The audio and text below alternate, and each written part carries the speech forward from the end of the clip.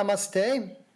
Welcome back to Yoga Nidra's Philosophy 2 class.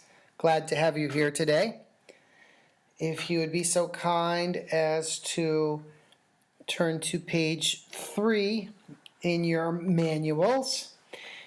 I'd like to just start today with the mantra to Narayanaya, mantra to Lord Vishnu himself. So the mantra is Om Namo Narayanaya. And please sit up nice and straight. We'll start with the Om. Inhale. Om.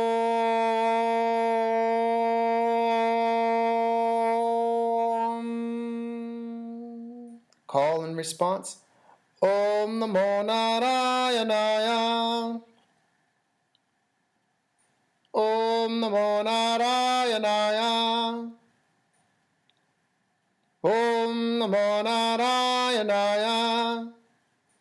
Together. Om Namo Narayanaya. Om Namo Narayanaya. Om Namo Narayanaya. Om Namo Narayanaya. Om Namo Narayanaya. Om Namo Narayanaya. Om Namo Narayanaya. Om Namo Narayanaya. Om Namo Narayanaya. Om Namo Narayanaya. Om Namo Narayanaya.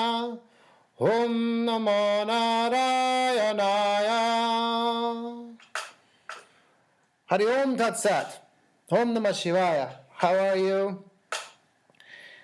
So lovely to be here today.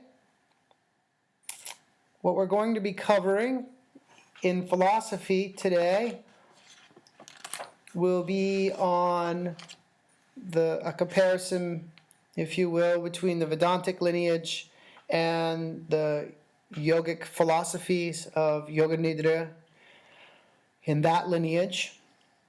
Comparison in a way meaning that not a competition, but comparison of the teachings. So we'll understand that we can learn from two branches.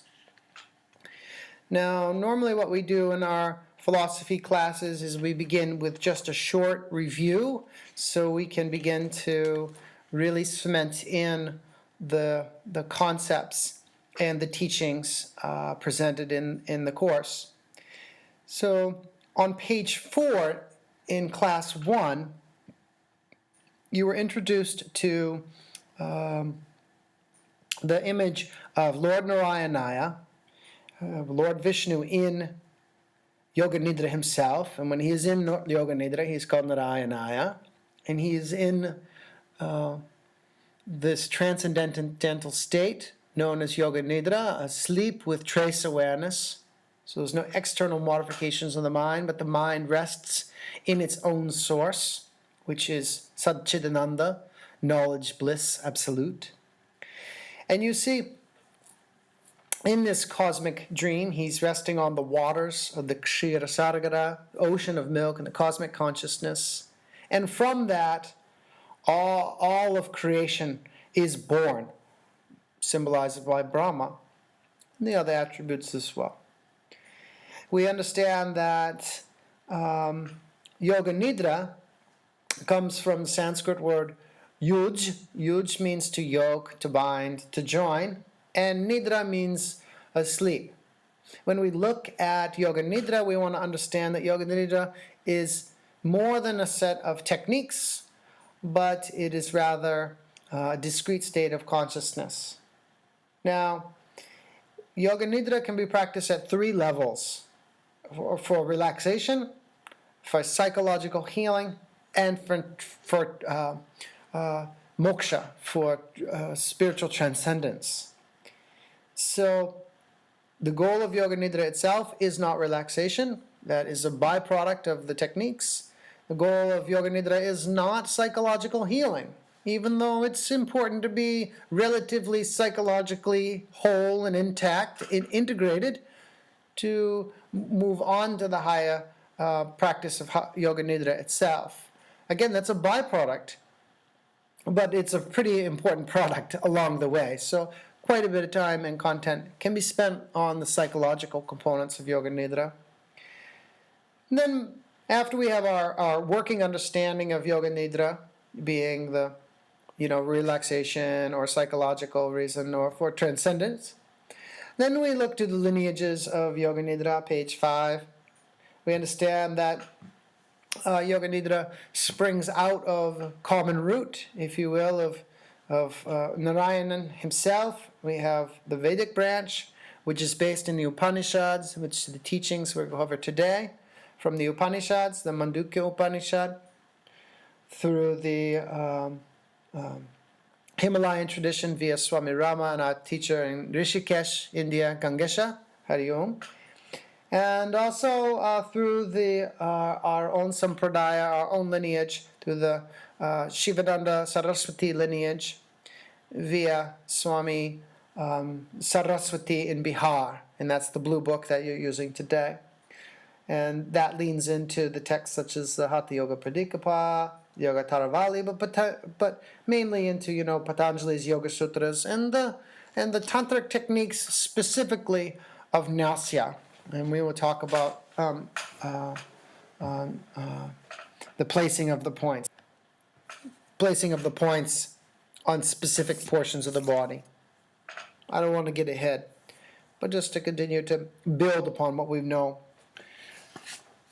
So then we covered the 8 basic steps, if you will, of Yoga Nidra, being the preparation of body and room, and then the relaxation of body and relaxation of mind, generation of the sankalpa, the heartfelt desire in the conscious state, and then moving into the rotation of consciousness through the pranic field, and then the techniques of the mind, the lower mind, manomaya kosha, the reverse counting, and then into the rotation of visual symbols, into the deep psychological content of the Vijnanamaya kosha, the buddhi as it's called, the intellectual mind, the higher mind.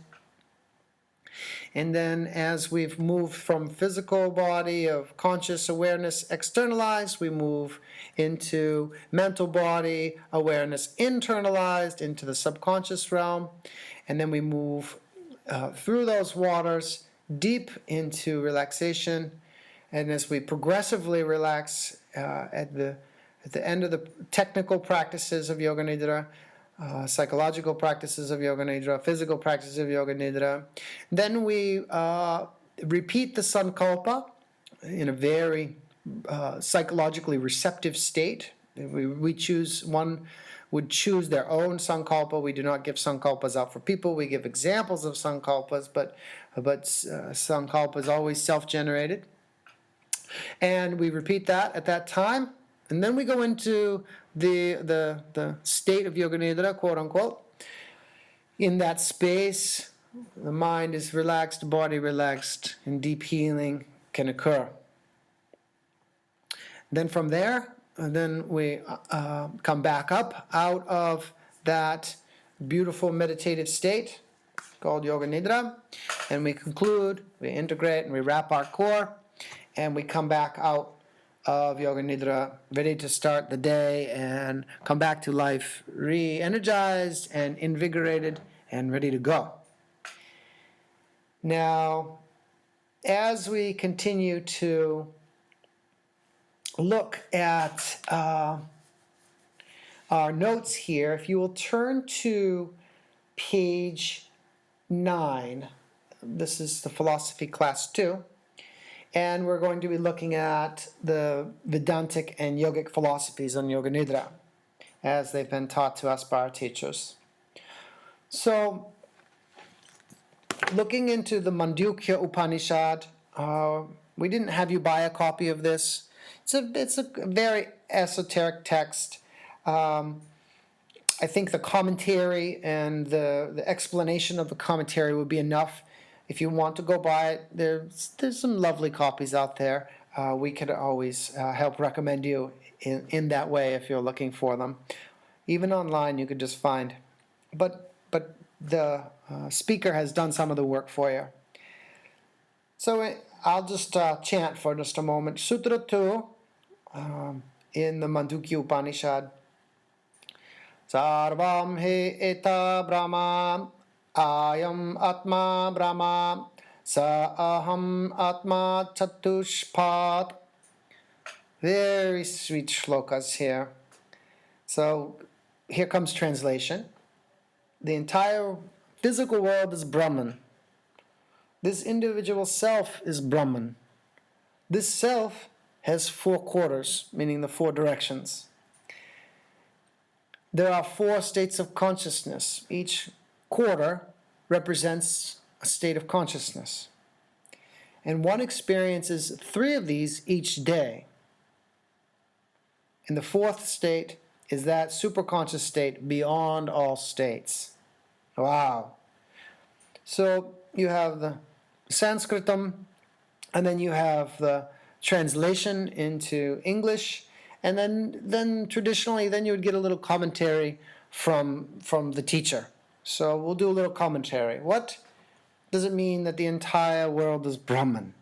The entire world, we're not mean just this physical world, but all of the worlds, all the planets, all of the universe, all the universes. So everything begins from Brahman. Brahman is a very technical term. It's a non-dual term that does not describe any particular god or any type of attributes towards a human being whatsoever. When we look at Brahman is described in non-dual terms, meaning like when we say words, everything arises from the cosmic ocean. What does that mean, man?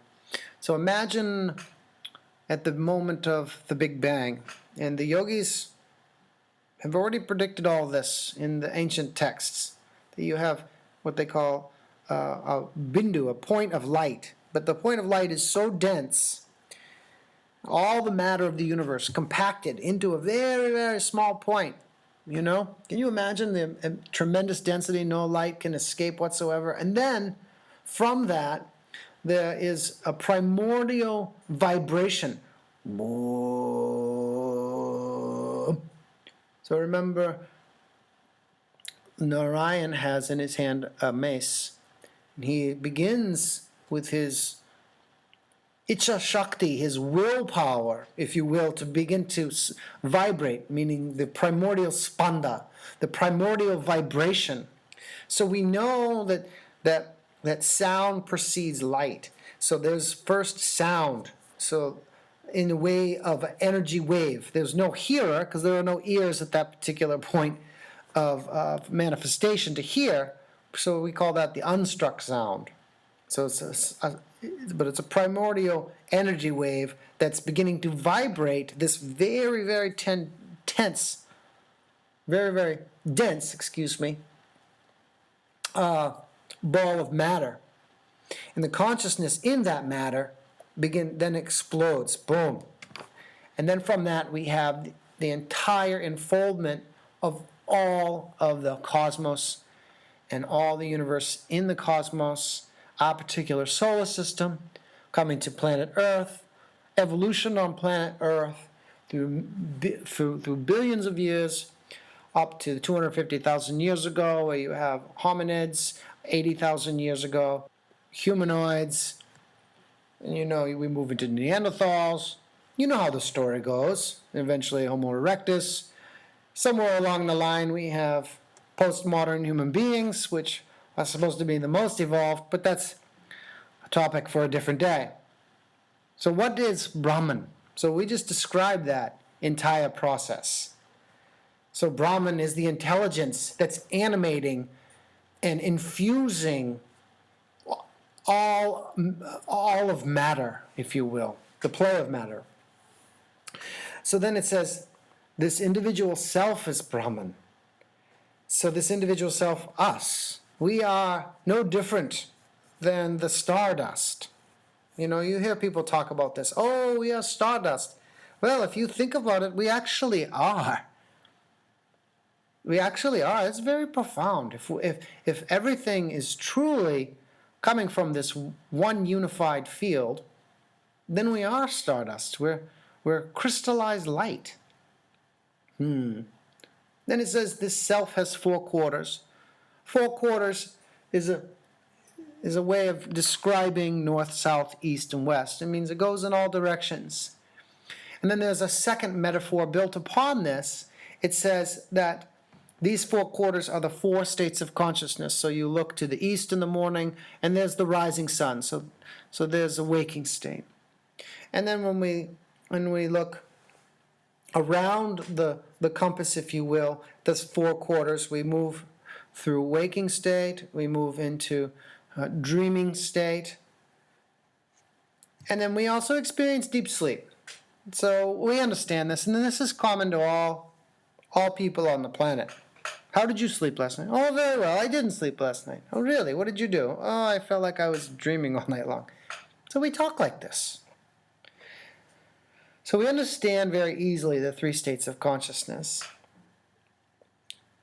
The next phrase there. But here's the Vedantic insight, is that there is a 4th state that is beyond all 3 of these states.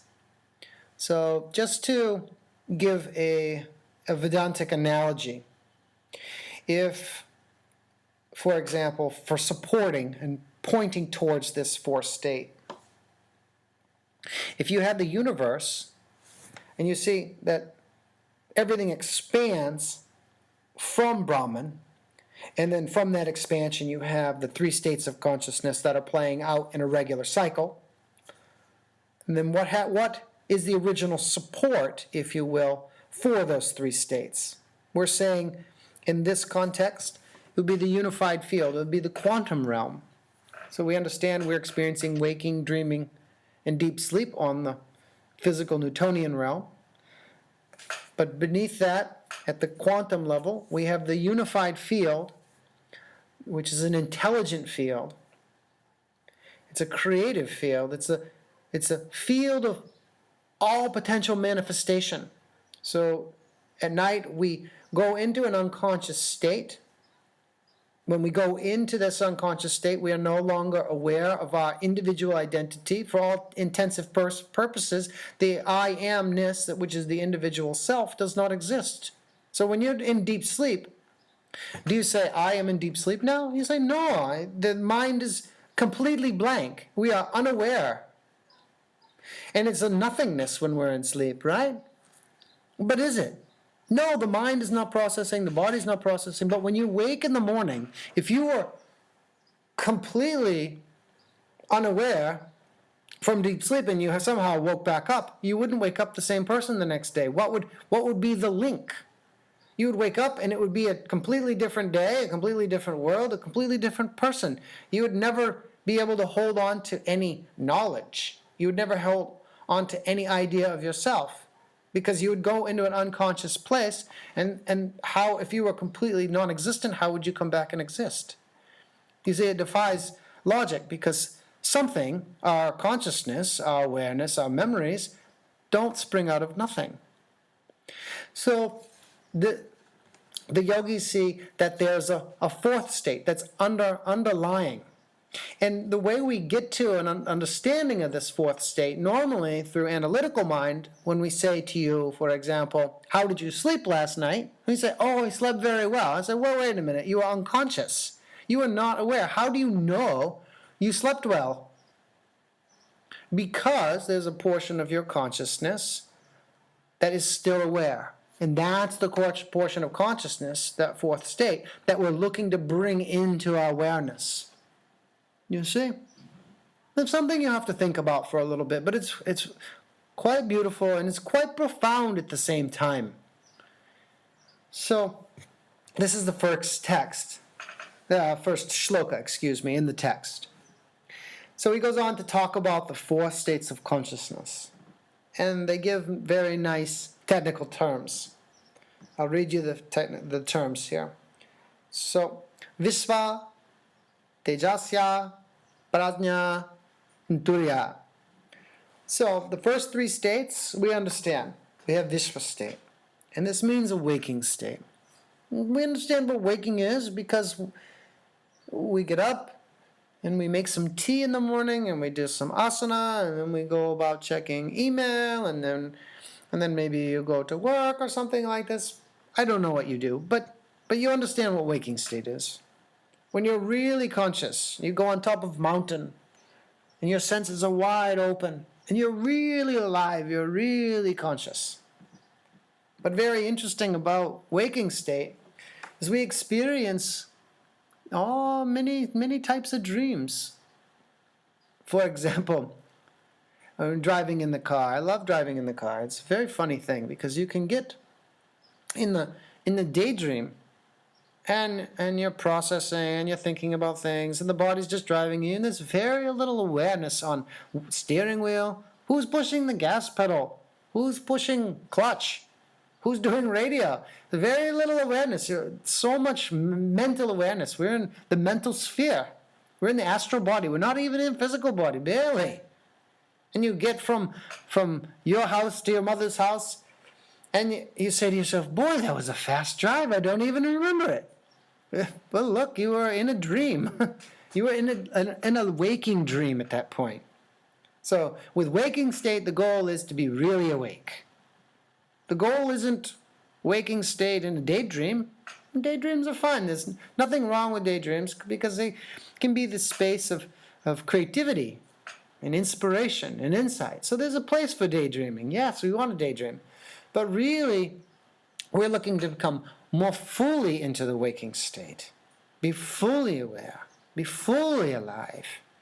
Totally here, totally now. It's quite beautiful.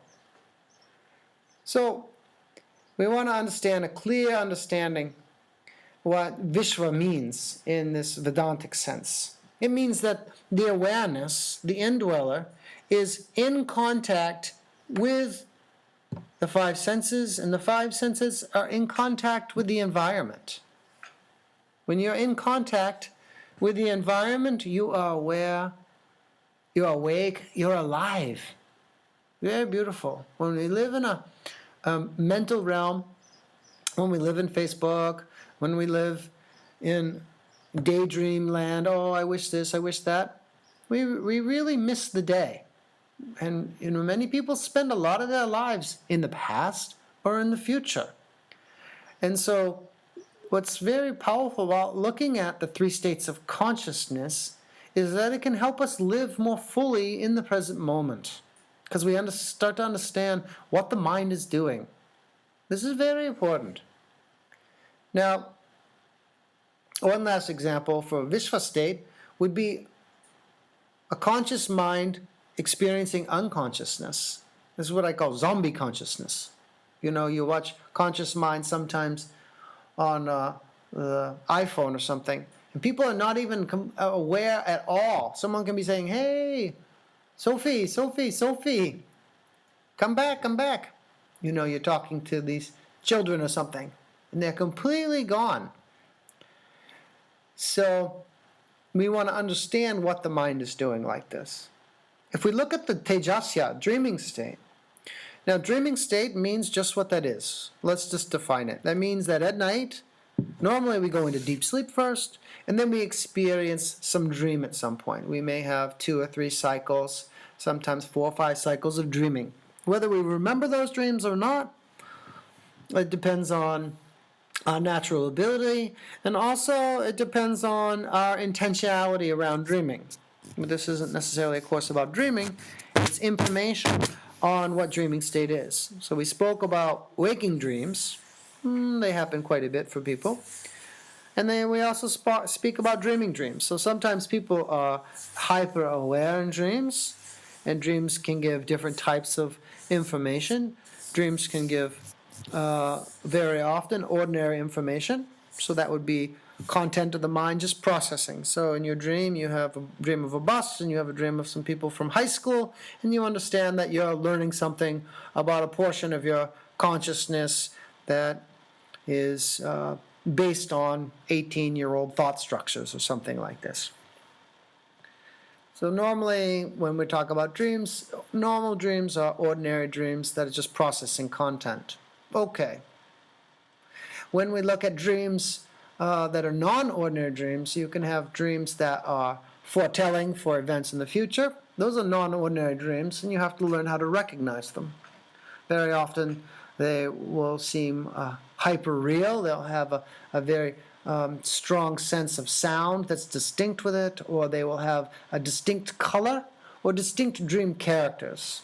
So you want to understand when you have dream content come up as you're moving through the phases of Yoga Nidra, because you're consciously moving through the territory of light dreaming, not into full dreaming, but you'll be more awake with light dreaming phase. You can begin to see sometimes how people have experiences and say, oh, I had a light experience of this.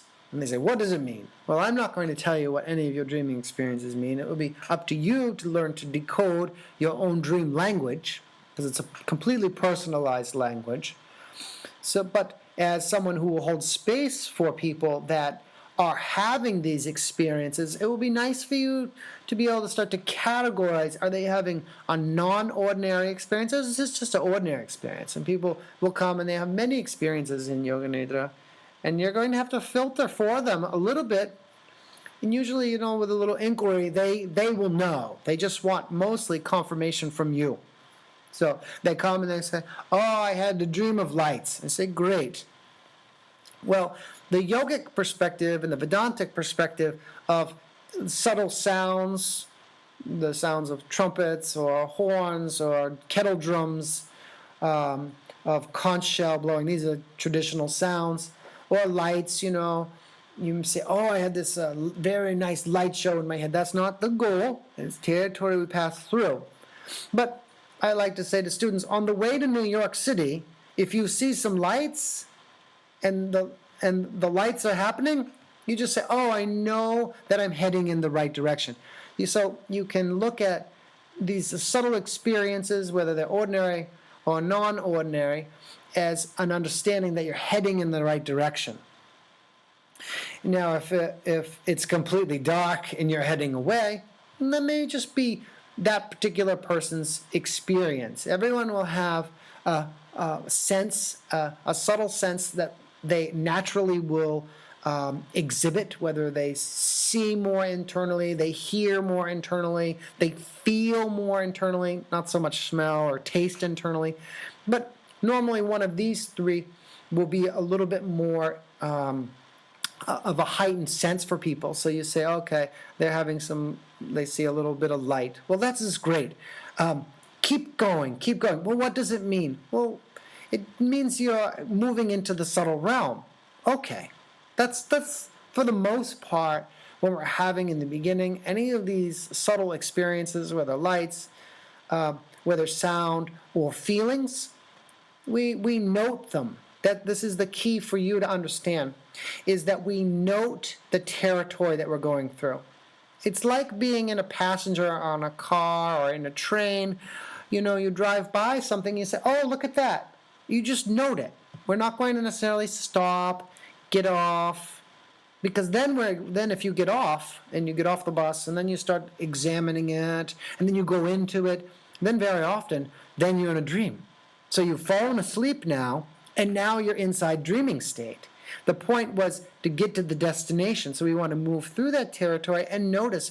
So gently, as the mind is moving into that territory, either yourself or you're guiding people, you will essentially say, okay, what we're looking to do is observe that, yes, we're moving through the subconscious field, through the Tejasya, light dreaming or deep dreaming. And what we want to do is pass through that field. So that's a very important distinction for you to understand, is that we want to move through that field and not get too distracted. Yes, sometimes there are very important pieces of psychological content that will come up, and yes, sometimes we need to get off the bus and look at them. But however,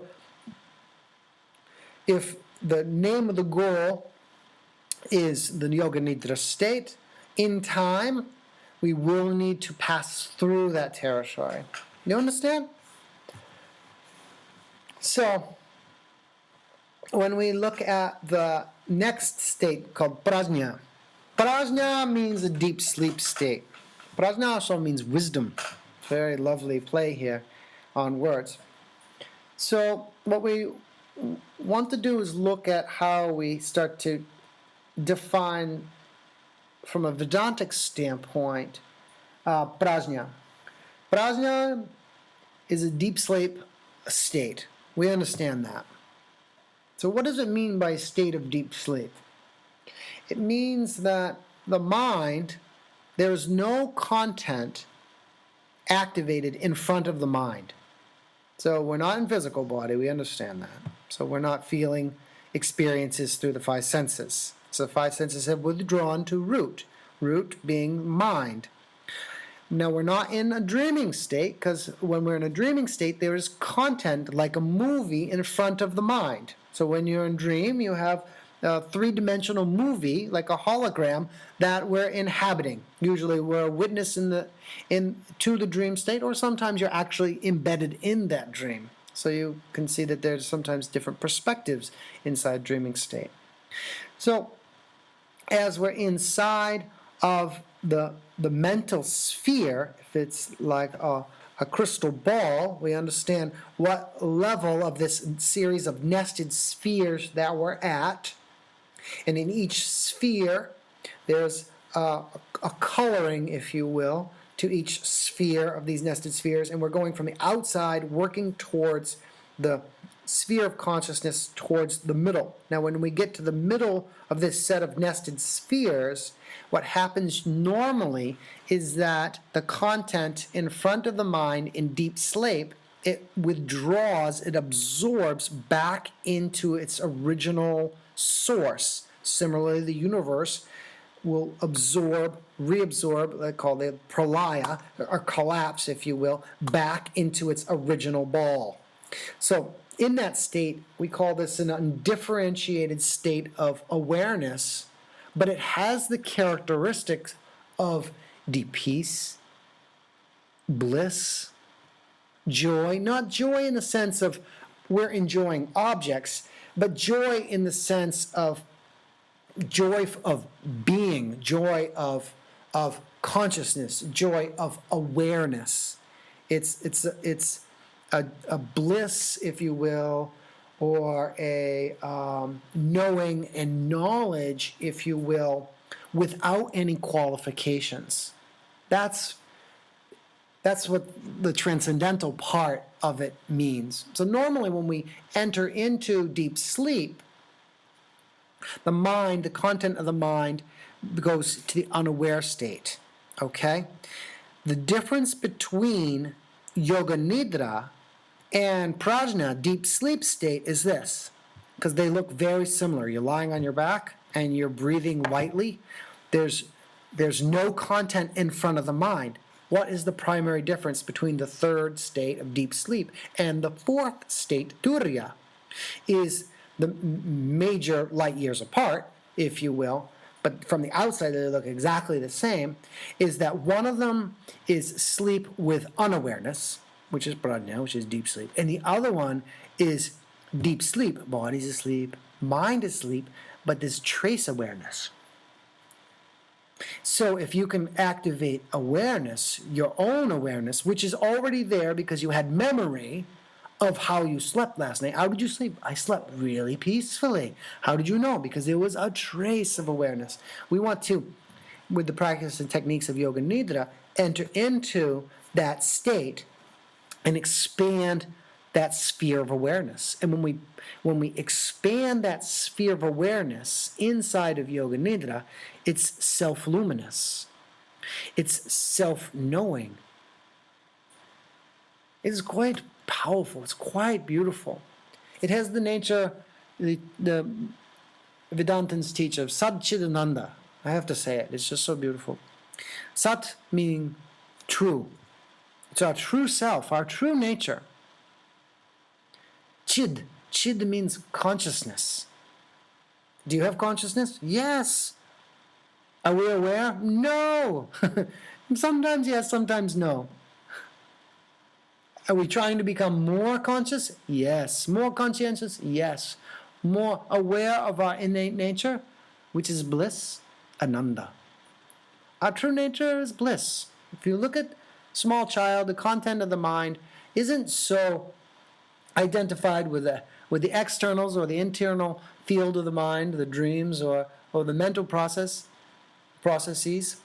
but rather the nature of child is quite blissful. It's quite happy. You look at these children, they're just so happy. And then when the ego gets to a certain developmental phase, and then the likes and dislikes really start to lodge themselves in the unconscious mind through cultural conditioning, through parental conditioning, through environmental conditioning. Then we have personality manifest, and you may have prickly personality. You may have, someone who's got through the formative years relatively intact, so they're pretty much happy personality. But those are varnas, those are covers that have covered up the original luminosity of the individual soul. So we want you to have your personality, and we want you to feel psychologically intact and happy and healthy and holy. And how do we do that? If we know at our essence that we are bliss, if we know that true self to be knowledge and light, we know ourselves. And when we know ourselves, then we can fulfill our role here on planet Earth. So Yoga Nidra as a practice can be quite a powerful sadhana, quite a powerful spiritual practice for wholeness and integrity. So we must understand the body, we must understand functions of mind. So we've been giving you an overview of the 4 states of consciousness: Vishva, waking state; Tejasya, dreaming state; and Prajna, the deep sleep state. And introduced a 4th term, a Vedantic term, called Turiya. So this is known as the superconscious state, or the 4th state. Now turning the page, and we will move to, beginning on page 10, to develop some further understanding of these different states of consciousness. So we understand that the Vishva and Tejasya set are both bound by cause and effect. So in the waking world, we are bound by cause and effect, the nature of duality.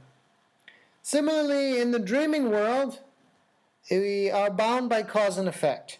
We have the ability to create entire dream worlds inside of ourselves. And they have their own sets of laws, but they're still bound by cause and effect. So from a Vedantic perspective, dreaming world and physical world are very, very similar. When we come to prajna we understand is the origin of the cause itself. So let's unpack that phrase. If we have a seed is the cause of the tree. So we cause and effect. So we are able to see many effects. Well, each effect is always directly linked to a very particular cause, a seed. So when something is in a seed state, it's in an unmanifest state. Is it not? Yes. So when I hold a seed in my hand and say, oh, look at this tomato. Well, that's not a tomato. It's a potential tomato. It has all the DNA imprint and intelligence to become a tomato if we put it in the ground with warmth and water and nice, happy soil and some attention. It will grow beautiful tomatoes. So the seed represents the unmanifest. Similarly, prajna is the seed state from which all cause and effect arise. So that takes some time to begin to wrap one's mind around this concept. So in the unconscious are all the seeds, if you will, that we reach into We have an idea, and where do we go for that idea? We go into the unconscious. We have a memory, we go into the unconscious. We can't see it, but you think about a memory. What did you eat yesterday? We go into the unconscious, retrieve the memory, and we bring it back into the conscious plane. So it is like this. So the next state, known as Turiya, or the fourth state, Turiya means four, Turiya means the fourth state, referring to the superconscious state, is very similar to that of the state of deep sleep. The difference between the two is, again, reiterating, is that Turiya is deep sleep with trace awareness. So there's no association with any Maya, no association with the field of cause and effect. If you were to take a look on page 10, as we're looking down from the top, so we discussed Vishva and Tejasya, waking and dreaming state, which are both bound by cause and effect in the conscious and subconscious minds, respectively. Then we look at prajna, being the state of deep sleep, which is the unmanifest state, which is a state of pure potentiality from which all of cause and effect arises. So we're understanding this so far. And we just discussed how prajna and turiya are similar. There's no perception of the phenomenal world or duality in those states. However, the difference between prajna and turiya is that prajna is deep sleep in association with Maya, and turiya is free from the association of Maya. So we're talking about the field of potential energy versus the field of kinetic energy. Potential energy is like the energy in a spring on a car under pressure, and then when you move, the car moves up and down. The potential energy becomes kinetic energy. So like this, we can begin to see Vishva, Tejasya, Prajna, and Turiya, the fourth states of consciousness and their relationships. Now, if you look at your model here, the Vedantic model, just to reframe it again, you see that each of the three states, waking, dreaming, and deep sleep, you notice that they all correspond to a syllable of the seed sound Om, A-U-M. And then the fourth state, Turiya, is beyond duality, so it's beyond audible sound. It would be the unstruck sound. And when we look at the last column here, we see in association with Maya, the waking state in association with cause and effect, the world of Maya. The Maya means magic or illusion. Very interesting terminology for the word Maya. But Maya is the appearance of the world. When we are looking at what is eternal, we want to think in terms of what is always existent. So did the world always exist? No, it did not. So is it eternal? No.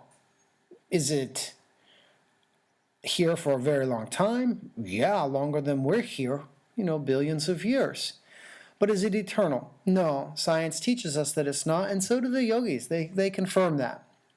So what is eternal, though, is Brahman. It's that fourth state. That's what's eternal. Because, again, something does not come out of nothing. If we look at Virat, this would be on a physical level inside of Maya, in the field of Maya, in the physical realm, the sum total of all physical bodies, past, present, and future, all the animal bodies, all beings, all sentient beings in association with consciousness, consciousness in association with matter, all of those bodies is called Virat. These are technical Vedantic terms that you can meditate on in your own time. Here's the next concept. It's a very big concept, but we want to understand these concepts in the background field of our mind. They will create a network, if you will, or a matrix in which the practice and techniques of Yoga Nidra are suspended upon. So when you enter into the state of Yoga Nidra and you have experiences, and you come back out and you say, what was that experience? And then you take a look at your notes, or you speak to your teacher or your friend, and you say, I had this experience of seeing thousands and thousands of bodies inside this dreaming body of mine. What was this? I saw a chain of humanity, some type of experience like this. Or I saw the entire world with all beings on it. What was that? Something like that. When we look at the Hiranyagarbhaya is a lovely word. I love this word. I just like saying it. It means the cosmic womb. And if we were to think about, on the subtle state, all of the minds that have ever existed, past, present, and future, higher minds and lower minds, this would be the sum total of all minds. So a good example of the Hiranyagarbhaya externalized that you may begin to make a comparison to begin to understand this concept of the cosmic mind, the mind of God and all the gods, if you will, is that of the internet. So you see in the last 25 years what humanity has done up in the cloud. Interesting that it's called the cloud, eh? What humanity has done in the cloud is created an externalized network of the human mind, not the individual human mind you, but the sum total of all minds. And what we're looking to do, as a species, is we're externalizing, whether it's conscious or unconscious, the cosmic mind itself into the cloud. So you can ask any kind of question into the cosmic mind. Sometimes I will just joke. I'll say, Guru Google, reach into cosmic mind and give me an answer. Something like that. So you have an understanding of cosmic mind. When you get into the dreaming plane and you have non-ordinary dreams and you step outside of the crystallized structure of one's own mind, you may have non-ordinary experiences that can seem quite overwhelming. These experiences really are not there to hurt you. They're there to show you the limits of your mind and how to go past the limits of one's own mind. But the first time you cross these waters, it can seem a little overwhelming. But if you understand what the waters are, that it's a sum total of the cosmic mind, the Hiranyagarbhaya, and in time, like a sailor who is able to learn to go out and navigate those waters, you'll find that it's very accessible once you learn the inner territory of the mind, the cosmic mind. So in the beginning, when you go out on the ocean, it seems like it's quite infinite and quite overwhelming. Similarly, when you go inwardly in the mind and you loosen up one's own hold on physical body and one's own identity, and you enter into the field of the cosmic mind, it can seem a little overwhelming. So now that you have this concept, and if you have a taste or an experience of that, or you have a student that has an experience of that, you will have a reference point, because this concept has been presented to you from the teacher, from the Vedas themselves, and it begins to live inside of you. So you have a reference point. So it's very helpful like that. And then lastly, we look at in the deep sleep state, in prajna state, when we go into the unmanifest state, it means that not that there's no manifestation, but it's not a state of nothingness. Remind you that when we speak about nothingness, and we have an idea of nothingness, we want to think about nothingness being a field of pure potential. When you look at a garden space and you say, oh, there's nothing there. No, when you have a cosmic eye, let's say, inner vision, and you look at a field, and you say, with some cultivation, we can grow many things in this cosmic mind. There are many weeds just waiting to pop up in this garden anyway. They are unmanifest right now. It's just deep spring. And so the weeds aren't growing, and neither is the tomato or the corn or the bean or the potato. But with careful cultivation, and the seeds of karma will ripen and they will come up in the field. So similarly, our mind is like this. When we go into the state of deep consciousness, normally we are in the unmanifest state, and the mind has withdrawn completely into its source. And this is what we call Ishvara. The individual has withdrawn into their own heart space to the Godhead, if you will. Godhead is not the head of God, mind you, but if you would think about a source of the soul, the individual soul uniting with the oversoul. You could say the individual intelligence uniting with the cosmic intelligence. The only problem with this is that we don't remember it each night because we're not awake. But wait, we do remember. Remember the analogy we gave earlier. There's a trace of awareness because the nature of sleep is what? Think to yourself just a moment. What is the nature of deep sleep?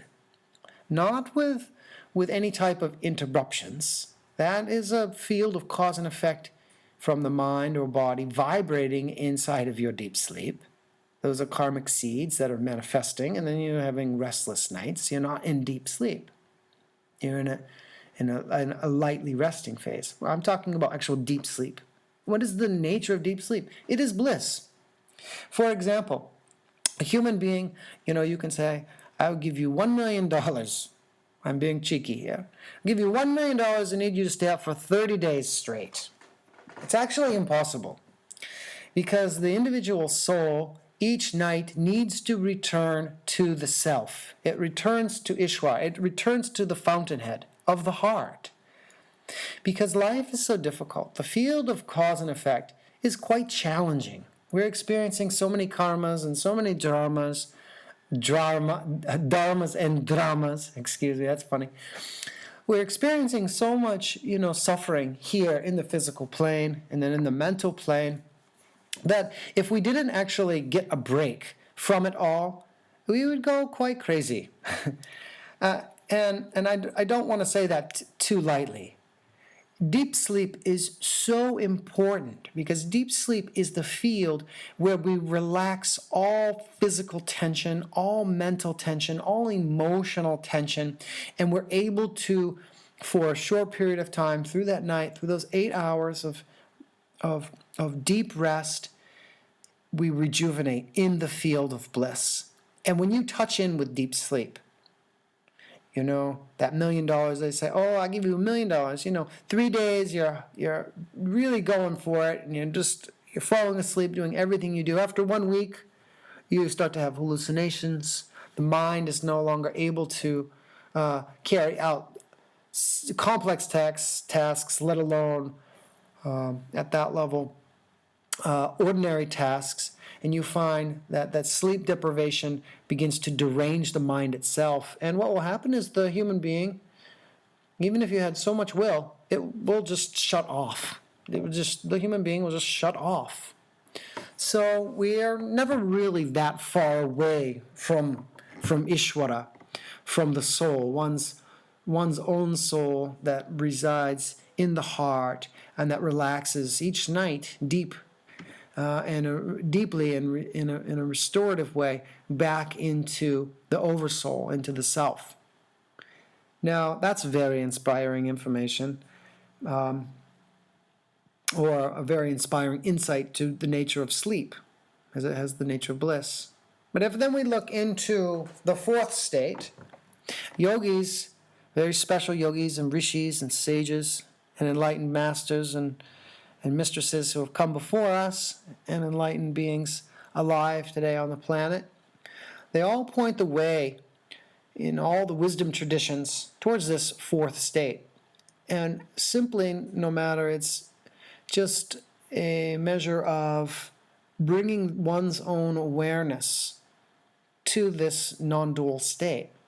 So we experience deep sleep at night, and through the practice of Yoga Nidra, the techniques and long experience, we can bring our awareness into that sphere and experience Brahman itself, experience complete liberation, experience complete peace and harmony, and spontaneous joy not dependent upon anything externalized, as this Satchidananda as it is our own true nature. So very inspiring teachings here given to us by the Vedas today. Now, next piece on the bottom of page 10, if you look to Sutra 3, goes on to describe the cosmic being, known as the Kala Purusha, the body of the cosmic being. And we think about our physical body, but we also want to understand that we are living inside a cosmic being. I'll read you the shloka.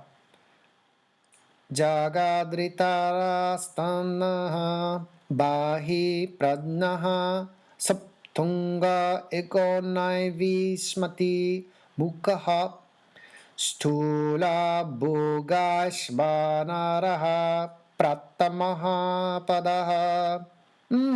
So sweet. He says, when you're awake and you are conscious of the externalized world, you enjoy the world through the senses.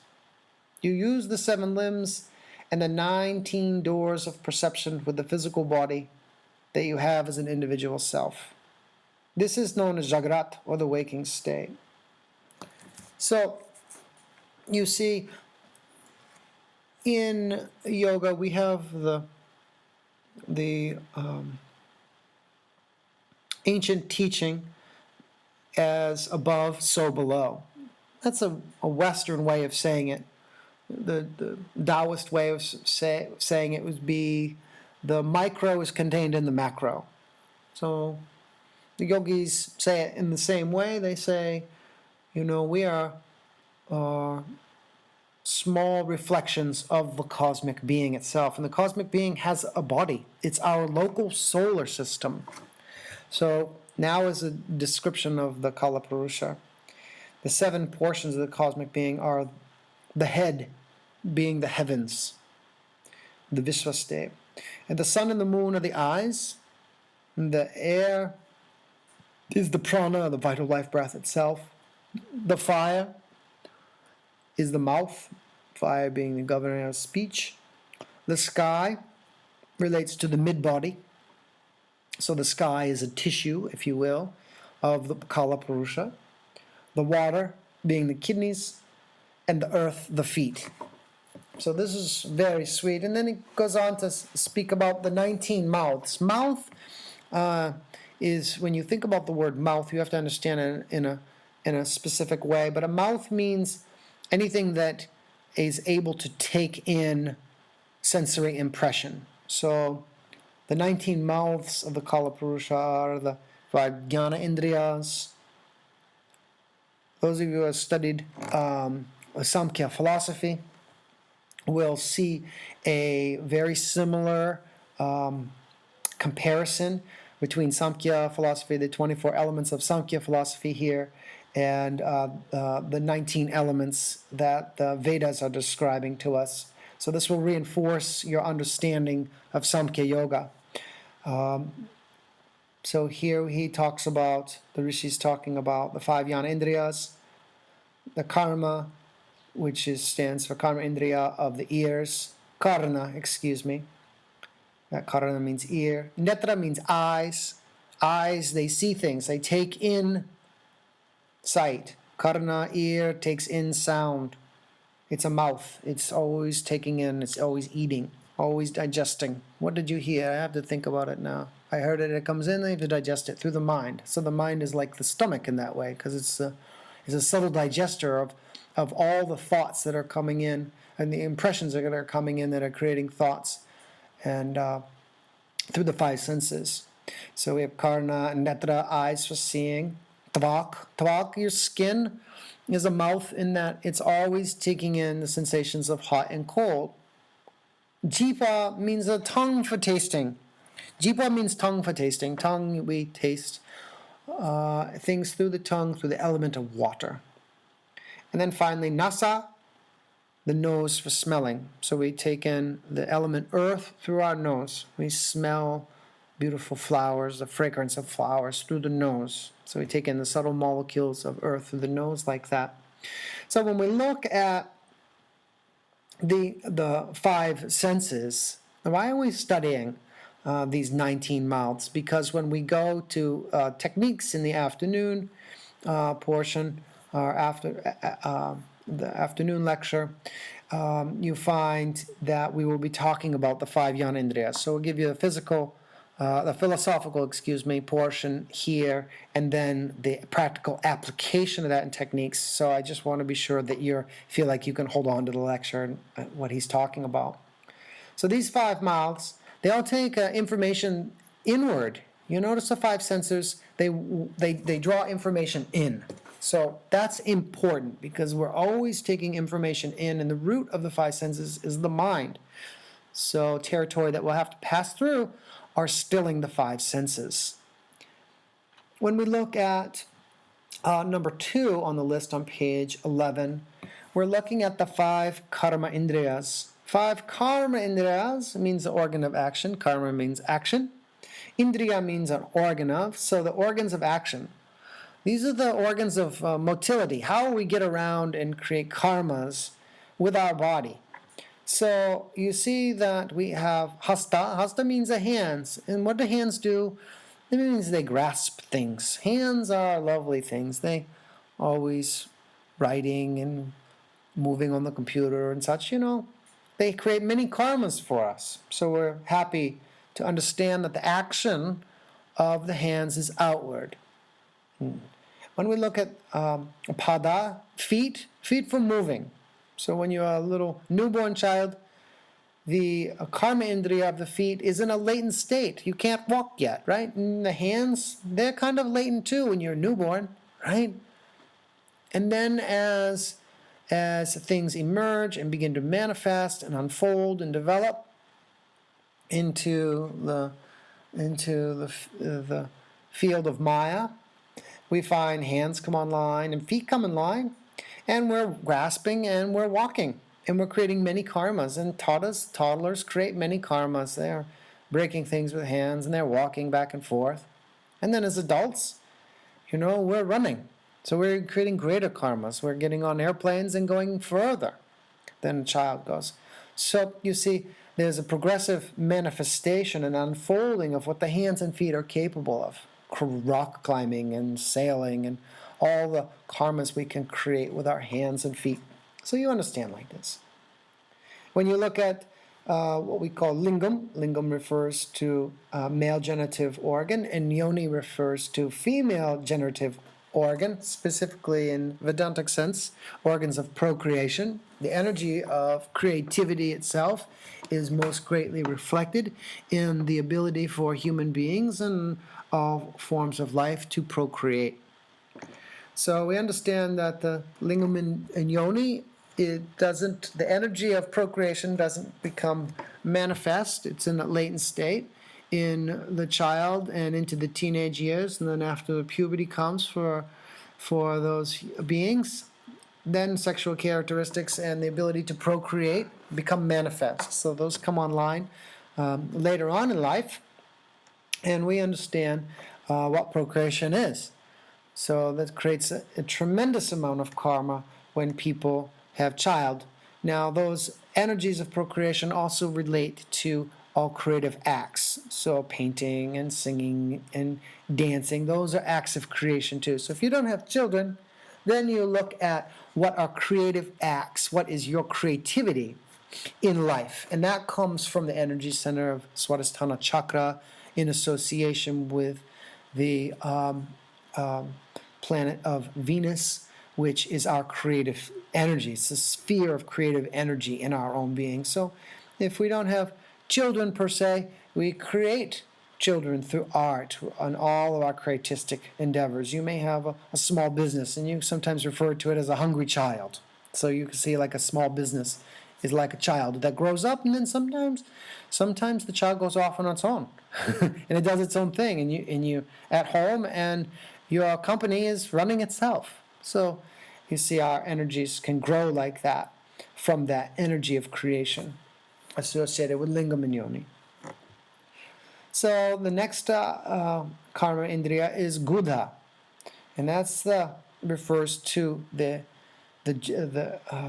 anus, which is a governor of the ability to let things go, of elimination, not just eliminating physical waste that comes in through tongue and mouth and stomach, small intestine, large intestine, and is transformed and utilized and passed through all the body as usable energy, but also what do we release for old ideas? So it's any type of releasing and letting go energy in the body. So having too many thoughts and without the ability to release thoughts and let them go is like a psychic constipation, if you will. So it's not just a physical letting go, but it's also a psychic letting go. Do we have so much fear that we're so tense in Yoga Nidra, for example, that we're not able to let go and relax deeply into physical body? Well, that's going to be an obstacle for the practice and experience of Yoga Nidra itself. So just to relay the philosophy, if you will, for a moment, into how it relates to the practice of Yoga Nidra, we see that we're discussing all of these so you can see that these are potential obstacles or places that we're going to need to release energy and awareness and guide it deep into ourself. So these are places that you're going to be looking in yourself and in others for either obstructions or free flows of energy. Some people, as soon as they put their eyes closed, they can go completely inward. Some people, they can't close their eyes so good, so they have a hard time going inward. So we want to look at all of these mouths, all of these gates, all of these places where we take in energy and expend energy and begin to bring awareness to them. If you moderate these 19 gates to the castle, if you will, the castle of the body, then you will be able to go deep into the inner chambers and experience Turiya, the fourth state. However, if you're outside the castle, playing in the moat, and you're playing in the mud, and you're not going inside, then you will not experience this subtle state. So we have to go and make sure all the gates are closed. Not forced shut, but closed very nicely, like the way you close a shutter at night when it gets dark, or you close the front door at night. So like this, very gently like. Then we look finally to Jihva, and that is the tongue. And the tongue in this particular case, refers to talking. So tongue is a dual. You see tongue is up there also for tasting. So tongue has taste buds on it. But also tongue refers to voice box and, talking tongue, wagging tongue going back and forth, talking. How many karmas have we created with our mouth? Through our speech, we create so much trouble, or we create so much glory and grace for ourselves. So it's a double-edged sword, and we want to wield the tongue appropriately, as dangerous, if you will, as the sword itself, or as benevolent as the sword itself, because words can cut, most certainly. So, again, beginning to start to see how we use the tongue for talking. And when we practice Yoga Nidra, obviously, tongue goes to roof of the mouth, and so there's no talking. Next phase. Now we'll look at the 5 pranas, or the 5 vital winds. So we have 5 energy flows that we look at inside of the body. These 5 are known as prana, apana, samana, dhyana, and udana. These are the 5 vital winds. These winds, they cannot be directly seen in the body. They are flows of energy in the body that are observable through their effects. Now, to understand this concept, traditionally we introduce a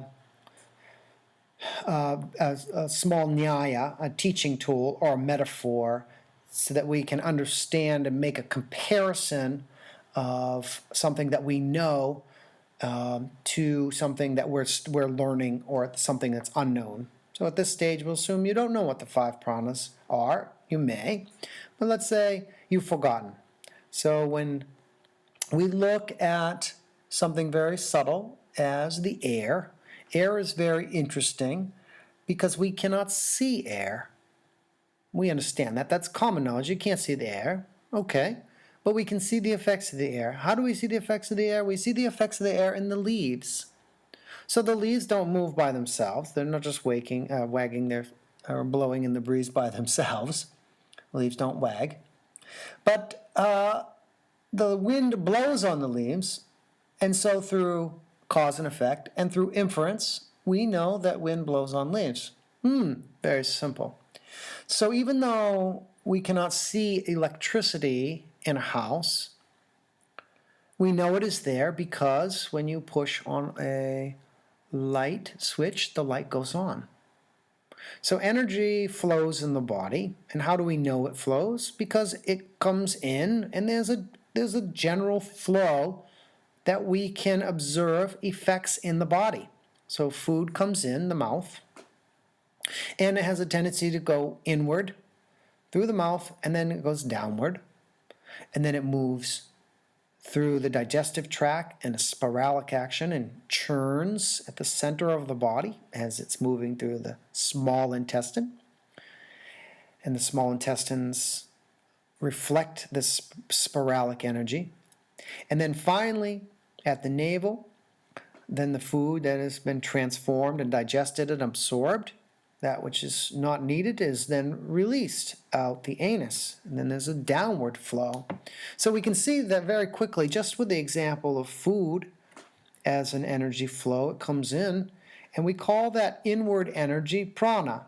When we see things through the eyes, the nose, smell through nose, hear through ears, taste through tongue, feel through skin on face, let's say, those are all sensory impressions coming in through the head. Prana primarily resides in the head because all the 5 senses, 4 of them, are concentrated in the head, and the 5th, the skin, is all over the body. So our body is like, is one giant sensory organ, the skin itself. So prana comes in primarily through the head. It has an inward action.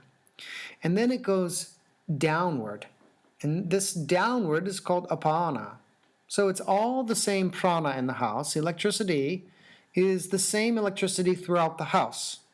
However, in different places in the house, it has different names. We understand that it's electricity. We understand that prana is moving in the body. Life force is moving in the body. Vital life energy, Shakti or Chi or prana, is moving in the body. But when it moves in different directions, then we call it different names. So when the electricity moves into the blender, we call it 20 amp circuit.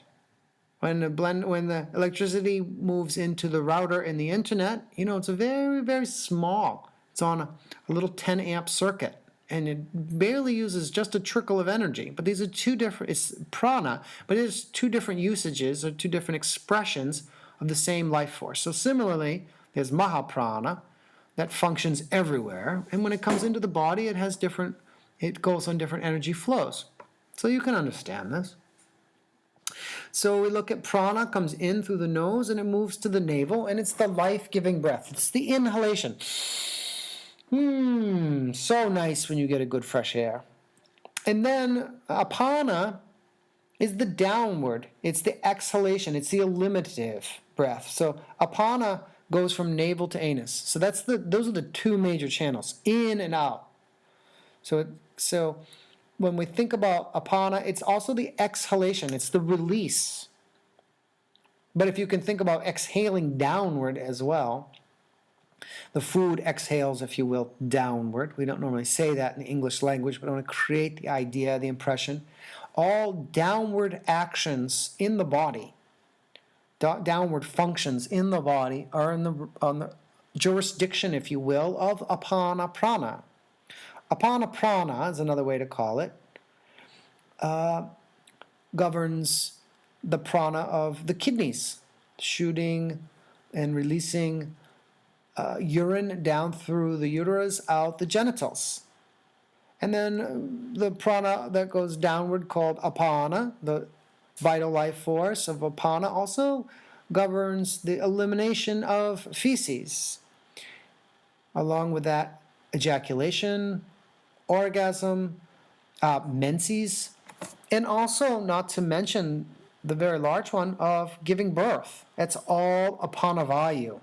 When the apanavayu finally becomes completely active in the childbirth phase, the woman would be in active labor, and apanavayu, everything is going down at that particular point. So we want to work with the pranas in the body. This is what this is pointing towards, working with prana coming in. What are the sensory impressions, the impressions that we take in through the five senses.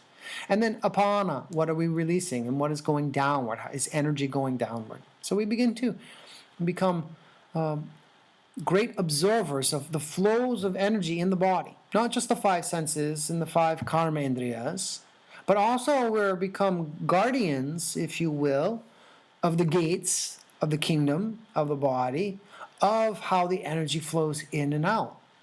So when we look at samana is the sporadic action at the navel center of the small intestines, responsible for assimilation of the food into the bloodstream. So samana is represented as the digestive process in the body, the assimilation process.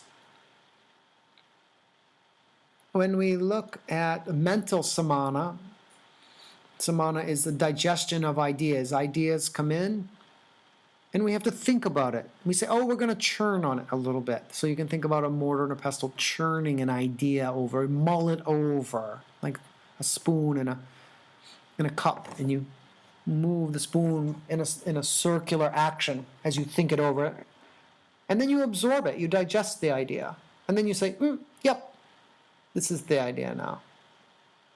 Then we look at Dhyana. Dhyana prana is a beautiful prana, and it represents the contractile, in particular, nature of human beings. So when you think about the hands, the energy being able to go out and extend the arms out, this is dhyana. And then also being able to draw the arms and feet, let's say, into a fetal position and into balling the body up.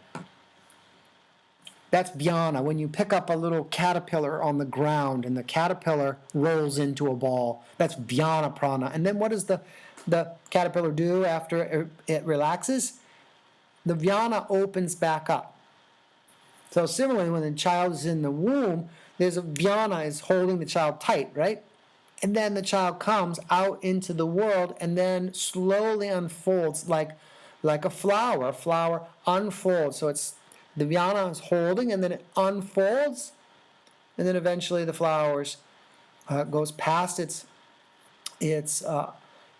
full bloom, and then it begins to curl back inside. So similarly, you see at the end of one's life, or the end of life itself, in that withering and the decay process, that curling back in, the dhyana prana drawing back in towards the center itself.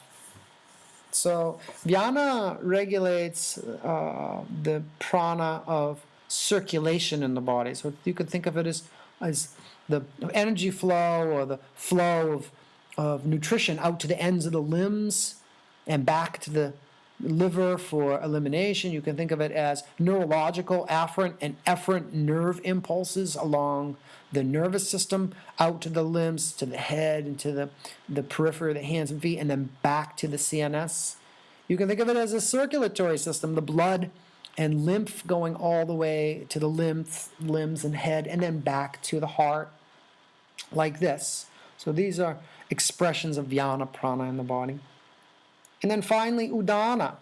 Udana means upward. Ud means upward. And Udana prana is responsible for the ability to hold the head upright. It's very interesting because sometimes you eat some food and the food goes in and samana starts to work on it, right? So all the blood, we say, goes from our head to our belly. And in some respects that's true. However, from a yogic perspective, from a Vedantic perspective, from both perspectives, because they both speak about the 5 pranas in the same way, is that the Udana is the chief prana at that moment. Most of the energy has gone into samana, and the Udana, the energy has relaxed away from, so the head gets a little droopy, and then, there's a desire for a little 10 minutes resting period after a meal for proper digestion. This is very natural. So you find yourself getting tired after a meal, just sit for 10, 15 minutes and let the digestion take place, let samana prana do its job, and then you'll find after a little bit of time that the energy will come back to your head. It's like you pop back up. So Udana holds your head up. Also Udana at night before you go to sleep. It's such a lovely example. You're sitting up and it's 9 o'clock and then all of a sudden your eyes get heavy. It's like all the prana that was holding your head up for daytime activities, it withdraws. It goes back to the heart, is what the yogis would teach and the Vedantins would teach. It goes back into the heart. So the prana is withdrawing and the head and the eyes become tired. The speech becomes a little bit inward. There's less talking towards the night. And then in the morning time, the prana arises again and it reaches back up into the head. And then 9 a.m., you're talking and walking and you're doing all the things because the prana is functioning along those channels. So we see prana moves in and out of these channels. And when it doesn't move in and out of these channels, whether it's blocked or constricted, or it's flowing out of the channel, or it's moving too quickly through the channel, it can do a lot of things in the channels, as I just listed. But when it has any type of unhealthy flow along any of these pathways, you can see their effects in the body, then we have disturbances in mental health and physical health. So physical health is not an obstacle to Yoga Nidra, but it's physical health being our natural state is a foundation, not necessarily a prerequisite, but it's a foundation of a continued practice of Yoga Nidra. For example, it's very difficult to live life in chronic illness. It's very difficult to live life in acute illness that reoccurs frequently, even if it's different acute illnesses. So in some regards, we want to be sure that we're guarding the 19 gates so that health inside the body and health inside of the mind, that all the pranas are flowing well, the karma indriyas are flowing well, and the jnana indriyas are all flowing well. So everything inside of the quote-unquote kingdom of the body is in harmony. And if you have harmony inside of the kingdom, inside of the territory of the inner being, then it's much easier to facilitate a very subtle practice called Yoga Nidra. So we don't want to say that this would preclude us from practicing, but these are ways that we can support the practice of Yoga Nidra. And then through the practice of Yoga Nidra, by becoming attentive, can begin to experience a greater amount of health for body and mind. So Udana, to sum up, is an upward action that holds the head up. It's the ability to hold one's own head up in a crowd, so to speak. Also, the ability to project one's voice and speak is under the domain of Udana prana. And uprightness, the ability to walk into the world with a certain respect for the world, a respect for oneself. I don't like the word so much sobriety, but a clarity, if you will, of understanding one's own place and ability to move into the world. The next piece for the 19 mouths, if you could continue to hang on for just a little bit longer, are the 4 components of the Antakarna. So this is the 4 aspects of the mind. So now these 4 aspects are a little bit more inside of the kingdom, if you will. If the castle has many gates, now we've moved inside of the inner court, if you will. It's not the innermost sanctum, that would be the heart space, but we moved into the inner court.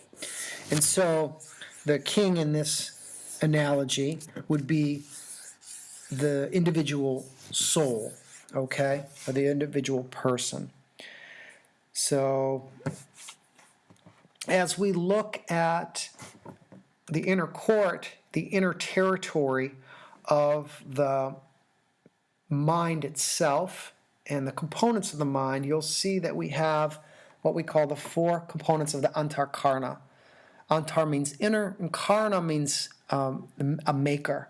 So that's the inner maker of you, if you will, of the mind. So we have ahamkara.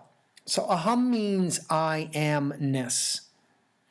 I amness means the separate sense of self-identity. So we call this ego.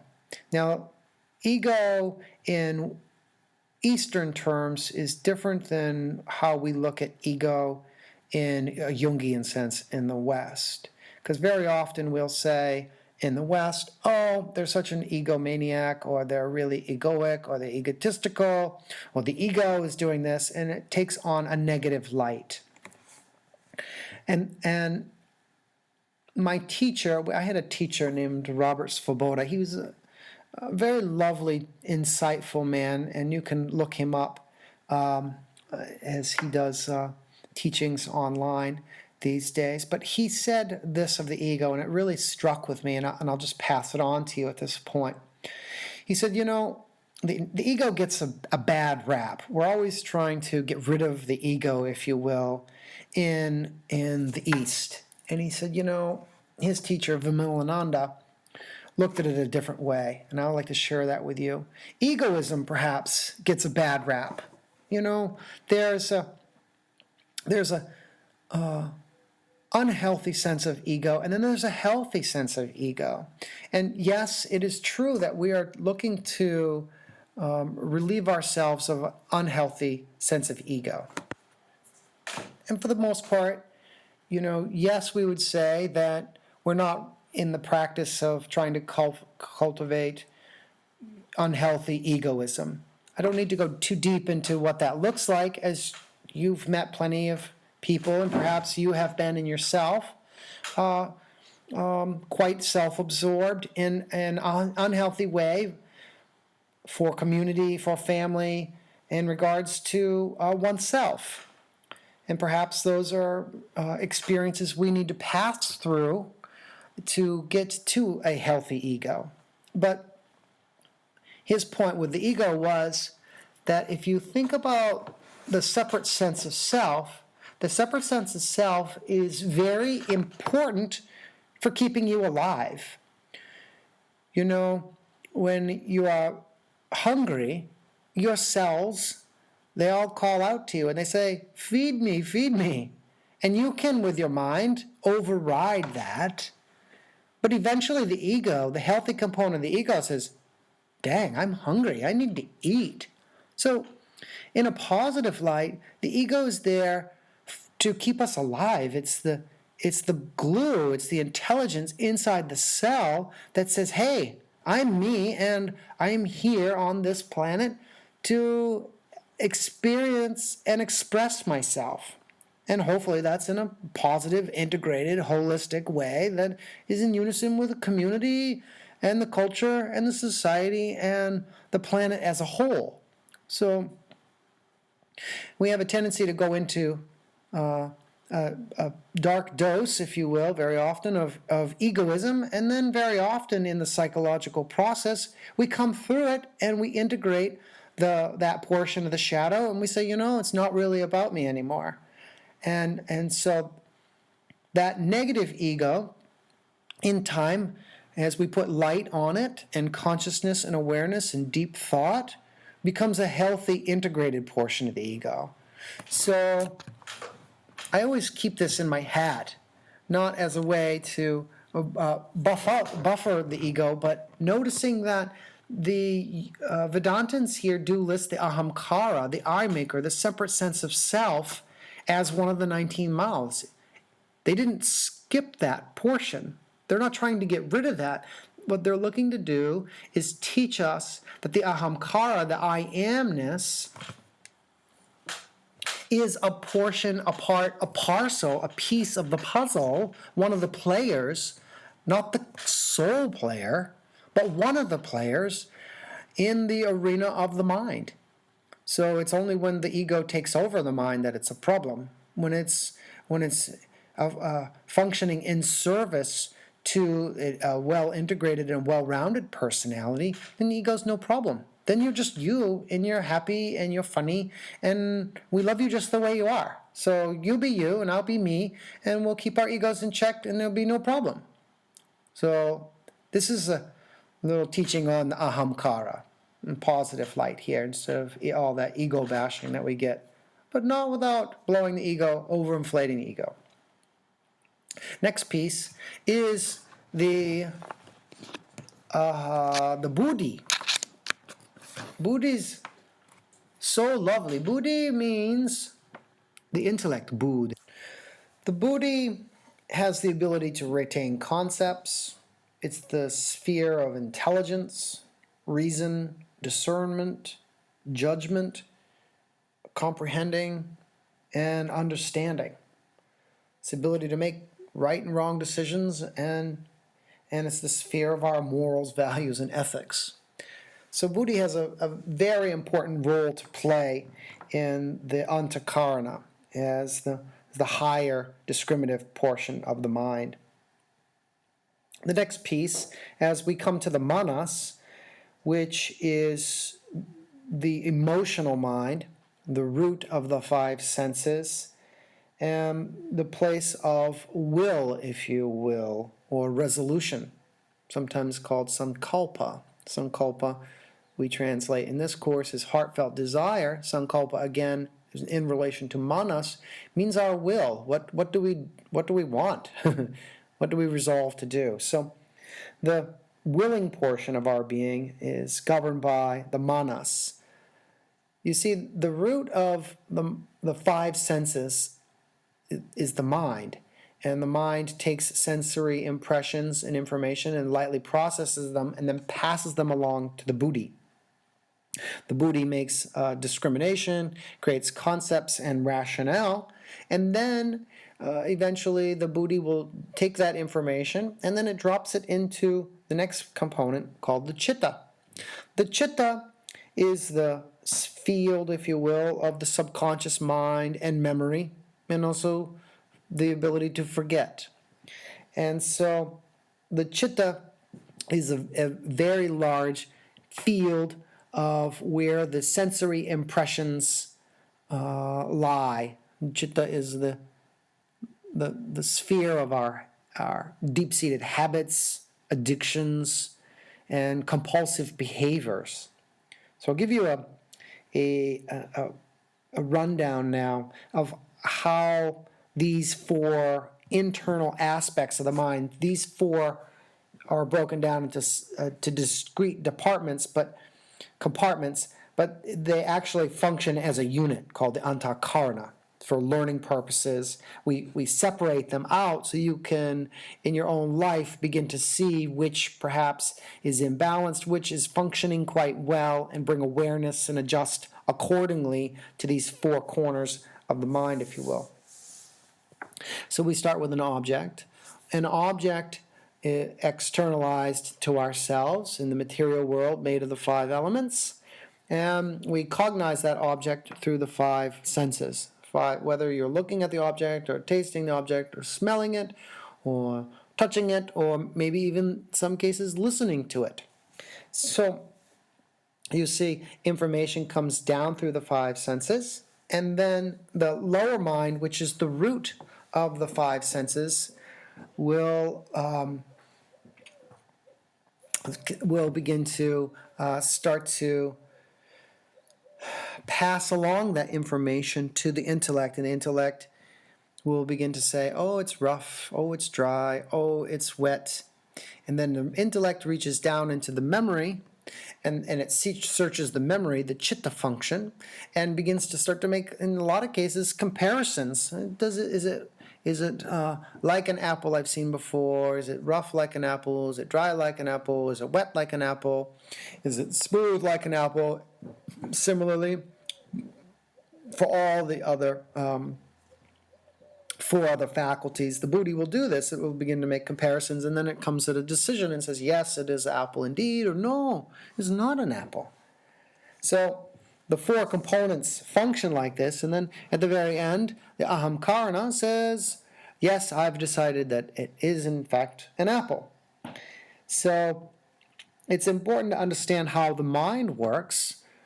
For most people, they don't understand how the mind works. They're trapped usually in one of these four components, and as an egomaniac, let's say, or someone who's too detached from the world and they're overly intellectualized. They're sort of like a head with no body, or someone who's identified overly with the manomaya kosha, or the manas, if you will, which is the processing mind.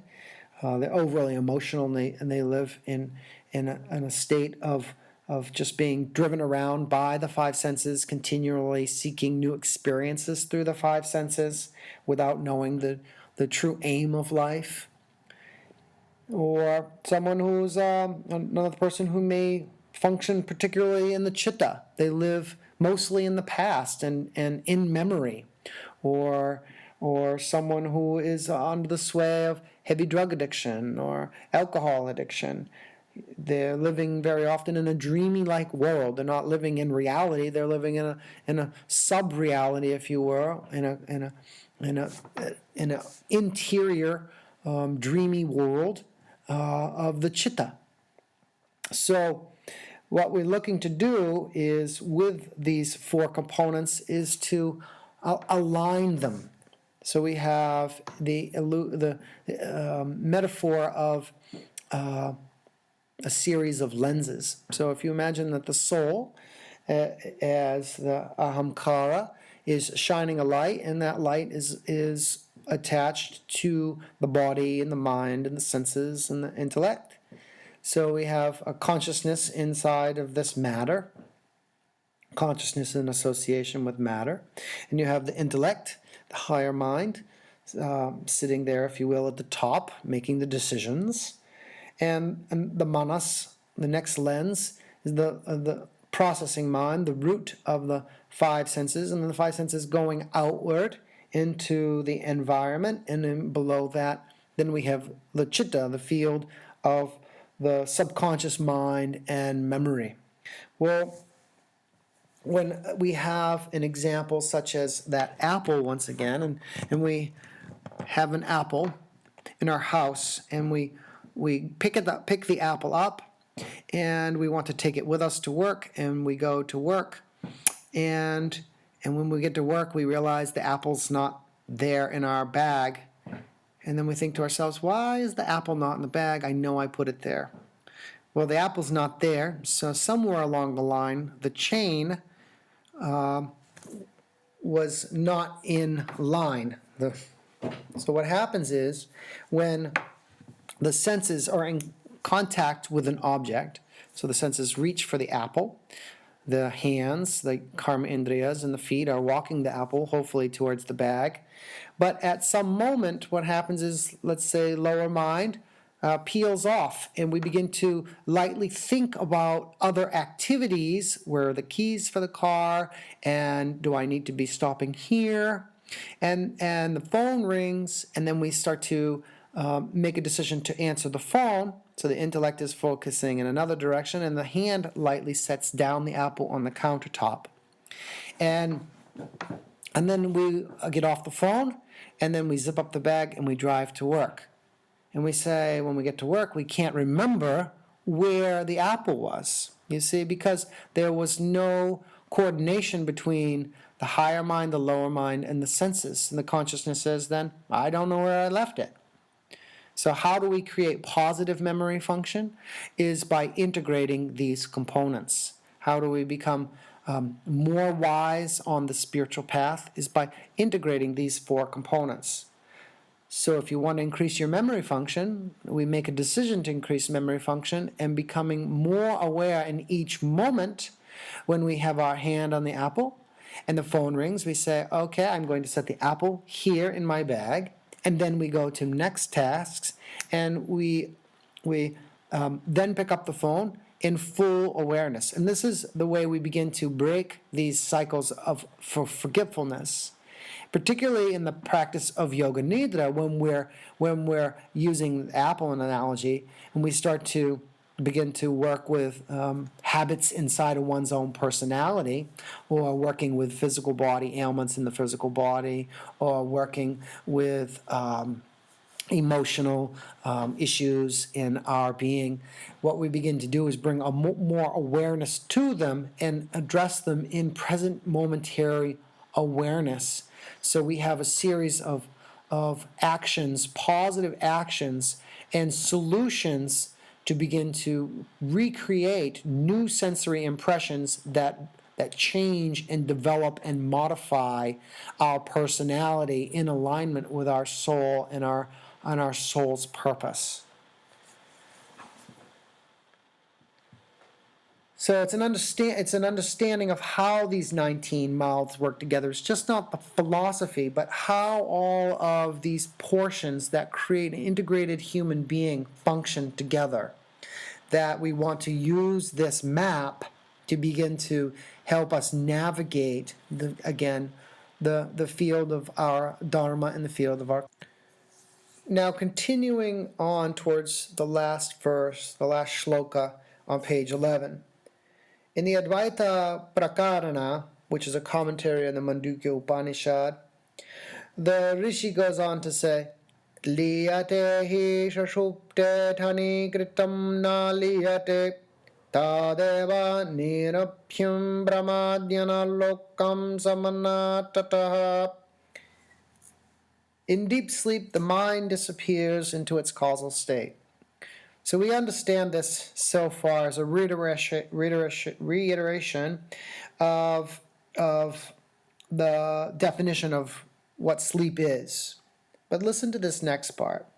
He says, it does not do so under its own control. So normally when we go to sleep at night, the nature of the mind is to fall to sleep without control. The mind goes and does that automatically. The mind is fearless in Yoga Nidra, he says, and is able to merge with the light of knowledge. Now, what he's referring to here is that in the practice of Yoga Nidra, when we're able to apply this systematic pathway of lessening from the outer all the way towards the inner, towards the innermost heart space, as we get to the inner space of the heart, one of the last varnas or coverings that we're going to need to pierce is that of the identification with the physical body, the identification with who we think we are in terms of the small self. So to go beyond that subtle veil, one has to have a very refined discrimination and understanding and basis really of experience to know that we are a soul evolving through matter, dying, being reborn, again a soul evolving through matter, and repeating the process many times as we consciously evolve from life lessons to life lessons. So that takes a very high level of understanding, which you're completely capable of, but as the mind first begins to approach that, the ego gets a little bit afraid of its own psychological death.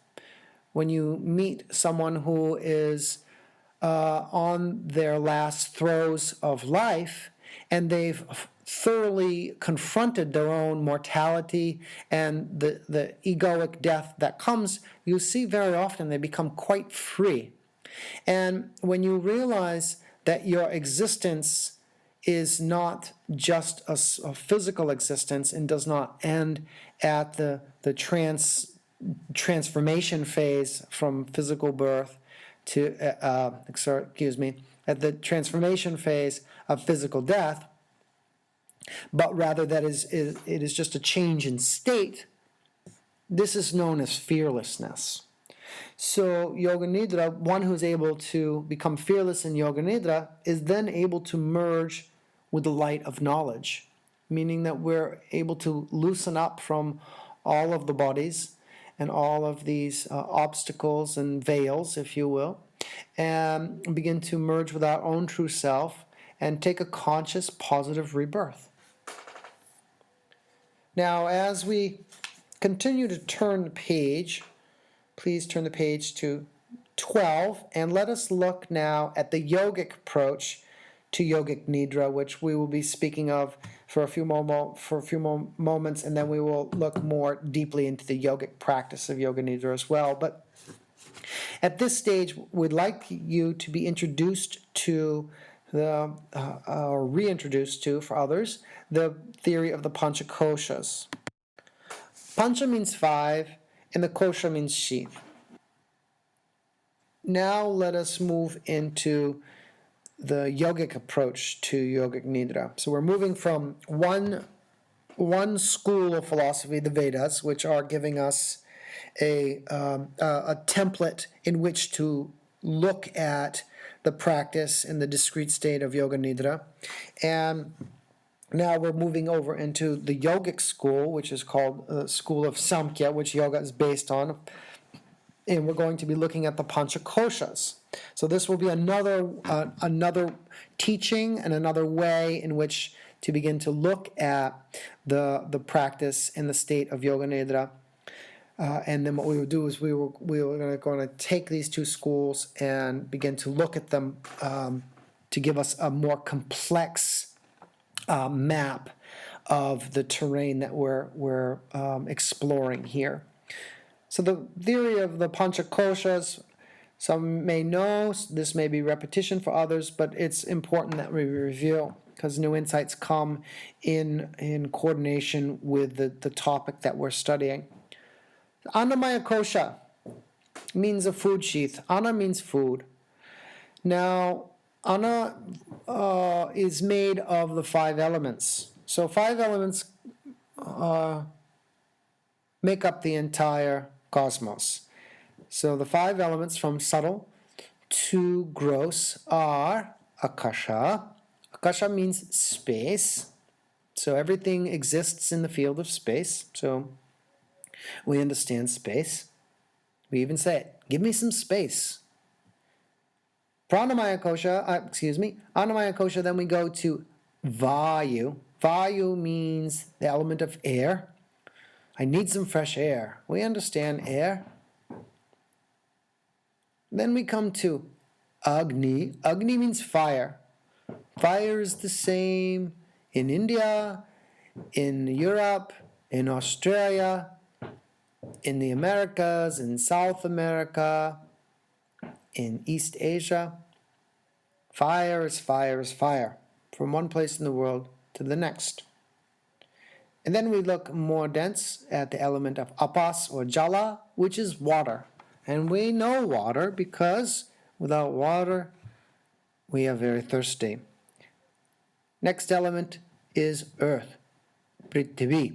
Prithvi means the earth element. So when we look at something again, we'll return to apple. When we look at an apple, we understand that apple is made of earth. There's a nice happy peel, seeds in the middle, all kinds of flesh. Apple. But is not apple also made of plenty of water, or else it would be a dried apple? So apple has water and earth. We understand. Now apple also contains fire. How does apple contain fire? If you have apple seed and it never got to sun, you'd never have apple. So you have fire that is shining down the sun, shining down, adding heat, light, and luminosity, making that apple grow. So apple is filled with sunshine. If there's no sun, apple doesn't grow. So we must have sun. So apple is filled with sunshine, filled with fire. Also, apple contains air. If you look in the center of apple, it's a hollow core. Around the seeds at the core is plenty of air. And also space. If we look at the space between all of the cells in an apple, there's so much space. So again, 5 elements make up everything. And we're talking about food, so food comes in, it becomes transformed, and the elements break down into the different compartments, and the body uses them as such. So, this is physical sheath. We're talking about physical body, made of 5 elements. Next is pranamaya kosha. Prana means life force, vital energy. It means the bioplasmic energy sheath. So, in the beginning, the mind will kick up. When we first come to these concepts, I don't believe in energy. And then we say, well, wait a minute, let's refine our understanding here real quick. We're always speaking in terms of energy. People don't want to be woo-woo, but they continually look in the terms of energy. So even common vernacular, people say, I have low energy, or I have high energy. When we look at energy, do we think about, how about synaptic nerve impulses? This is energy in the body. We have kinetic energy and potential energy. So we know energy exists. And to say that it doesn't exist because it's new agey is not actually giving energy a close enough look. Because each month you have an energy bill. And if you don't pay your energy bill, then they shut the lights off. So we like energy. We want to make friends with energy. We understand that pranamaya kosha is there. You can't see it. It's subtle, but we know it through its effects. So when you eat well, you feel well. You have better energy. And when you don't eat well, when one doesn't eat well, we don't have good energy. It's like that. Next piece. If we look at manomaya kosha. Manomaya kosha, mano means mind, and maya means, again, magic or illusion. So when we talk about that word magic, that's a funny word that they use, these rishis. It's the illusion that the world is A, eternal, and B, ultimately real. Yes, at a material sense, the world is here. If an apple drops on your head, it will bonk you and you will know, in fact, that you have been hit by an apple on the head. So we're not denying cause and effect. There are causes and there are effects, and effects you have to be responsible for. However, if we looked at an apple at the atomic level, we would understand that the space between the nucleus of the atom and the electron shell, where the electron is spinning, is we would say that there's 99% empty space being a field of pure potentiality, mind you, between the nucleus and the outer shell. Similarly, at a macro level, if you look at the sun in relation to the Earth and the other planets, our local solar system is 99% empty space compared to the amount of matter in it. Micro and macro comparisons there. So yogis always keep a very large vision in this capacity, understanding that the body has an appearance. Certainly so at the Newtonian level, yes, we have cause and effect that we're bound by. But at the ultimately real level, we understand that the body is an appearance. For example, when one dies, what happens to the body itself. The life force leaves, and then it becomes just a bundle of the five elements once again. So this is some very good news in some ways, and some sobering news for the ego in other ways. But we can learn to work with it. The key understanding here between the Annamaya Kosha, Pranamaya Kosha, and Manomaya Kosha is that the prana is the link, this is the key understanding, between the physical body and the mental body. That will be very important for you to understand during this course. Now, as we look at the yogic theory of Vijnanamaya Kosha, Vijnana means intellect. And Maya, again, you understand, means the appearance of reality. So the reality is appearing before us, and that's no problem. We understand it for what it is. And the kosha means a sheath, like a layer of a skin or the layer of a snake's skin, a sheath.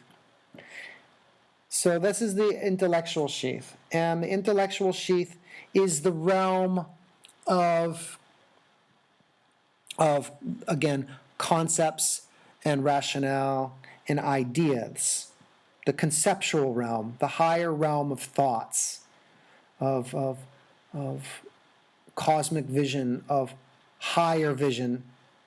So we have our own small intellect that focuses on making day-to-day decisions, but if you take that intellect and you focus it into the conceptual realm, the realm of higher vision and wisdom, you come out with ideas such as universal peace, or ideas such as clean water as a basic right for all sentient beings, not just for humans, but also for animals, because without water we can't live. So that's a higher ideal that comes out of the cosmic vision, the collective mind, if you will, the Hiranyagarbhaya of the Vijnanamaya Kosha, in association with the cosmic mind. So Vijnanamaya Kosha is the higher mind, in relation to the higher mind. It's the sphere of the higher mind. And then the Anandamaya Kosha is the sheath of the bliss body that we return to each night. If you look at these five sheaths as being a series of matryoshkas, a series of nested spheres like the Russian dolls, matryoshkas, these nested dolls are from the outside, the physical body, and then you have the pranic body, the mental body, the intellectual body, and then at the center of the seed, you would have the causal body. So outside is the physical body, like the skin of an apple. Inside, you'd have the mental realm, which would consist of prana, the manomaya kosha, and the vijnanamaya kosha, all this subtle realm of the flesh of the apple. And in the center of the apple, you have the seed. And again, the seed is the unmanifest for an entire tree. So that's the causal state, which we return to each night in deep sleep. So the Anandamaya Kosha is the goal, if you will, is the place in which we're withdrawing and abstracting our awareness from the outside daily world through all of these territories, like a tortoise withdrawing their four limbs and the head into a shell. It's called the practice of pratyahara. So let me give you an example. At night, we lay down on bed, and we are in physical body, and we're externalized. And then we begin to withdraw the five senses from their objects, away from physical body, and then we enter into light dreaming. We move through the pranamaya kosha, so the energy comes from the five senses, then into the root of the mind itself, into the mental sheath. So that's the emotional body. Sometimes we kind of experience how we felt about the day. Light dreaming begins to occur, and then we begin to slowly slip into dream. Normally it's deep sleep, but in this instance I'm just talking about making one-to-one correlates here. So then we go into a dream state, and dream state is into the conceptual body. So you have dream figures that are representing different dreaming characters, or archetypes, better said, inside of yourself. So an example of that, think of a great teacher in your life, and you're inside the Vijnanamaya Kosha and you're dreaming now. And think of a teacher that comes to you in a dream. Is that person actually there in your dream? In an ordinary dream, no. In a spectacular vision, you might actually get a visitation from a guide. Absolutely, that can occur. But let's just say you're having a dream inside your own content of your own mind, because everything inside dream and ordinary dreaming is the content of your own mind. You're in your field of one's own mind. So you're in Vijnanamaya Kosha, and a great being that you highly respect, a teacher of yours, comes to you.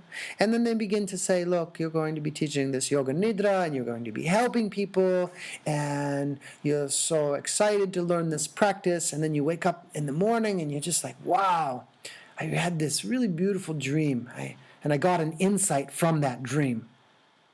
So unpacking that, you see that specialized dream character that came to you represents an archetypal pattern of your own inner teacher, of your own inner guide, of your own inner mentor that is helping other people as a healer, as a deep heart listener, as a guide. That dream character that comes to you represents all of those characters to you, and then delivers that information to you, and then you say, geez, I'm going to do that. I've had an insight here.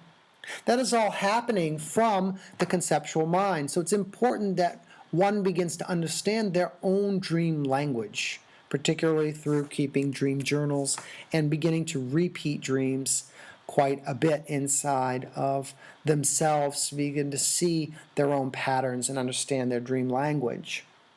Now, why is the instructor speaking so much about dreaming and sleeping? Those are, again, natural processes that we experience every day. The practice of Yoga Nidra will pass through these territories with a heightened sense of awareness. And so we will begin to use these natural portions of the mind and the territories of the mind and the components of the mind in such a way that we're beginning to take conscious control of them. So we will take conscious control, if you will, and guide and direct the symbols specifically into the mind when it's in a receptive dreamlike brainwave pattern, and begin to reprogram our subconscious mind, and those programs will drop down into the unconscious. And this is how we're going to create deep positive change at the psychological level, at the cellular level of our beings. So we're taking you from the known into the unknown here. So this is why we are covering topics such as dreaming and what sleep looks like. And finally, we come into, after we've moved through the Vijnanamaya Kosha, we come into the Anandamaya Kosha. Now, normally it is said that we enter into that state of deep bliss, in deep sleep each night. We drop in quite naturally, but not of one's own volition. So again, the difference between yoga of Yoga Nidra and Nidra itself, sleep itself, is the conscious awareness in those states. So looking at now the middle portion of your chart, of your page on page 12, the Antakarana, we see the four components of the mind, the Chitta, the Manas, the Buddhi, and the Ahamkara, the unconscious sphere of the memory, habits, and automatic processes, the function of the lower mind, responsible for processing emotion, being the Manas, the Buddhi, which is the higher mind, responsible for discrimination and conceptualization, and again, the function of the I am sense, the I-ness, Do you exist? Yes, you exist. So this is positive functioning of ahamkara. And we enter into that existent state each night in deep sleep. You just say, I am bliss. It's beautiful. So why is this repeated, this portion here? Well, what this does is it gives some confluence or gives confirmation between these two schools. You'll see that there's a reiteration of these four components of the mind. What this does is it gives you an understanding of the importance of this concept, in that both of these schools lay heavy emphasis on it. Now let's take and look at the bottom of this diagram here on page 12 and begin to overlay these two maps from the Vedantic school and the Yogic school. So we can create a more penetrating, a more in-depth mapping system of looking at the interior structure of the mind. So we have the Annamaya Kosha, we understand to be physical body. Again, this is just review, and composed of 5 elements. You understand this? This correlates to the Jagrat state. Jagrat state, in general, we are in physical body, experiencing cause and effect, and working with external objects of 5 elements, and eating 5 objects of 5 elements, like this. Now, the Pranamaya Kosha, again, reiterating that the prana is the bridge between the physical body and the 5 senses. So you'll see the Pranamaya Kosha, the energy sheath, the bioelectric sheath, is composed of, now begin to see this fine point here, the 5 pranas. We spoke of 5 pranas previous. 5 pranas being prana, focused in the head, which is responsible for in-breath. Prana comes into the body, and from the navel down, it regulates as apana prana all the downward functions of menses, feces, urination, defecation, and giving of babies. And that is also in association with the karma indriyas. And again, the karma indriyas are the organs of action: the hands grasping, the feet walking, genitals and anus, and the tongue talking. We understand that that correlates to the 5, into the waking state. And also, as we begin to look at this, we begin to move towards the Manomaya Kosha, which is the mental sheath. And notice what it's composed of. It's the manas, which is the emotional mind and the willing power, and the chitta, which is the subconscious mind, the seat of our habits, the addictions, the compulsive behaviors, the memory and the forgetting function, and the yana indriyas. So the Manomaya Kosha contains the yana indriyas as well. The yana indriyas are the 5 organs of knowledge, how we know the world: smelling, tasting, hearing, touching. And so you see, as we're layering on these, all these elements into the koshas, you can begin to notice that they correlate to now the svapna, the dreaming state. So when we are in the mental body, when you're in your head, when one is just thinking, they are in a light dreaming state. Even though you're consciously awake, you may be just in the head and you're not really in contact with the beautiful flower in front of you. So there's a beautiful spring there and a gorgeous apple tree with beautiful pink blossoms. But we're thinking, just thinking. We're not even in contact. The eyes are not actually even contact. They barely even see appleness. You see, we're in mental sphere. It's like a light daydream. Even though we would say, oh, I'm awake, we're not really awake. We're lightly dreaming. So this is in the realm of dream. So we have waking dream, and then you have dreaming dream. And most are not completely awake and dreaming dream either. They wake up and say, what did you dream? Say, I don't know. Because there's not enough awareness on dreams. If you put enough awareness on dreams, then you will remember dreams. Because we dream every night. So Swapna is a more subtle state. Now, Vijnanamaya Kosha is the intellectual sheath. And the intellectual sheath, we understand what that is. It's composed of the buddhi, which is the intellect, but also it's composed of ahamkara. So ahamkara is located in that, and that is the sense that we say, I am. So after we've made a judgment, normally ahamkara appropriates the judgment and says, I think this, I decide that. So we're always saying, I. So ahamkara is very closely linked to buddhi, but when buddhi becomes very, very refined, then ahamkara takes its very appropriate and healthy state and begins to just become existence itself without ego. And this is, again, correlated to the dreaming mind. So not just the processing portion of dream, but also the conceptual portion of dream, which we gave an example of, the teacher in the guide. And then finally, if you continue to move through the states of consciousness, the 3 states that we experience every day, and correlate the Anandamaya Kosha, the blissful sheath that we experience each night, hopefully you're experiencing blissful sheath, hopefully experiencing deep sleep that's restful, that will indicate to you that you've entered into the Anandamaya Kosha completely in the heart space. And this is a composition of the Atma, the soul itself. Don't forget the soul. And this is in Nidra, the deep sleep with no object. So the practice of Yoga Nidra is passing through all these territories and ultimately arriving in an awakened state in contact with the soul, and the soul in contact with the oversoul.